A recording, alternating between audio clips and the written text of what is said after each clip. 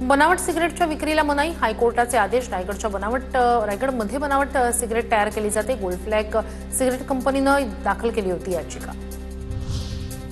नागपूर पालिकेचा रस्ता आणि जमीन हडपल्याप्रकरणी कंत्राटदार आणि बांधकाम व्यावसायिक नरेंद्र जिचकार आणि महेंद्र जिचकारवर गुन्हा. अंबाझरी पोलीस ठाण्यात दोघांवर गुन्हा दाखल.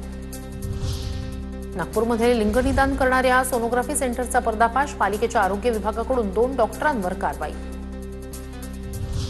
नाशिकमध्ये जादू टोण्याची भीती दाखवत महिलेवर अत्याचारासह 50 लाखाची आर्थिक फसवणूक. इंदिरानगर पोलीस ठाण्यात संशयित भोंदूबाबा विरोधात गुन्हा. सांगलीतील उत्तम मोहिते हत्या प्रकरणातील आरोपींची पोलिसांकडून धिंड. 3 दिवसापूर्वी दलित महासंघाचे अध्यक्ष उत्तम मोहिते यांची निर्घृण हत्या. मुख्य सूत्रधार गणेश मोरेसह 4 अटक. नाशिकच्या गोविंदनगरमध्ये संशयास्पद वस्तू आढळल्यानं खळबळ.